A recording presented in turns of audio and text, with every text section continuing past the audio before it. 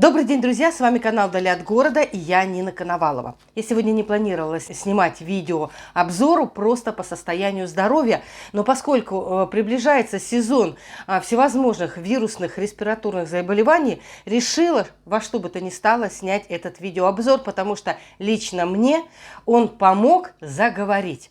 На днях я очень сильно заболела. Я прям предчувствовала, что заболею, потому что промокли ноги, и долго пришлось мне, в общем, в таком сыром состоянии находиться на улице. И я слегла буквально на третьи сутки. Простуда. Горло сильно болело, уши воспалились, насморк. Ну, в общем, респираторное заболевание. И тут мне в Инстаграм пишет моя Катюша, знакомая, хорошая, рядом с нами строится, скидывает рецепт, как приготовить сосалки, ну, сосательные конфеты, леденцы, которые снимают воспаление в горле, облегчают дыхание. И, ну, я заговорила. Поэтому видео будет короткое, строго по рецептуре. Нам потребуется сахар, вода, имбирь, лимон, мед, сколько чего будет в описании. В миску наливаем воду и туда высыпаем сахар. Немножечко перемешиваем, ставим на огонь. Имбирь измельчаем на терке, либо там у вас может быть измельчитель какой-то, блендер. Все делаем с кожурой. И отправляем там, где варится сладкий сироп. Доводим до кипения и варим 15 минут. Ну, смотрите, плюс-минус так, чтобы загустело все.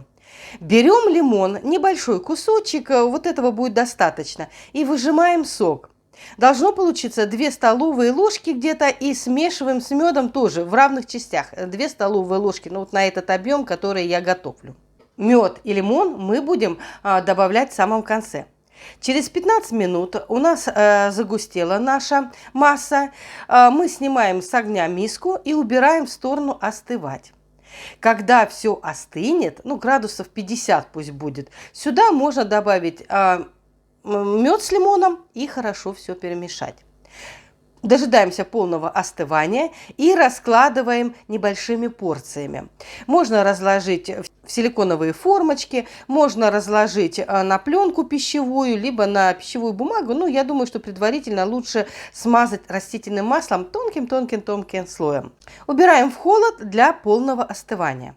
Получаются вот такие вот леденцы.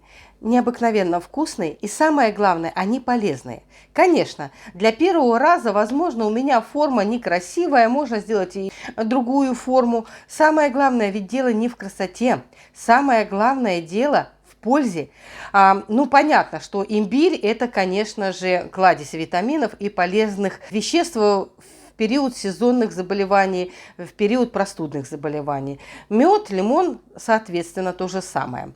Вот такие вот леденцы, они намного лучше и полезнее, чем те леденцы от кашля, от воспаления в горле, которые продаются в аптеке. Я буквально вчера целый день употребляла, рассасывала эти леденцы, и я к вечеру заговорила. Конечно, еще чувствуется воспаление горла, но иммунитет после перенесенного коронавируса вообще ни к черту.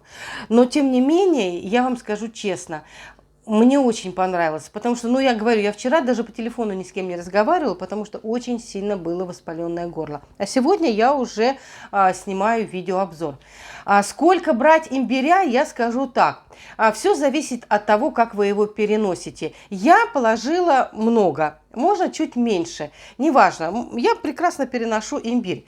Кстати, что касаемо противопоказаний. Я не доктор, я не врач, я не могу сказать. Возможно, кому-то лимон противопоказан, возможно, для кого-то имбирь. Но у меня тоже есть небольшие проблемы и с поджелудочной, и гастрит. Тем не менее, вот такие леденцы не отразились на ухудшении моего желудочно-кишечного тракта.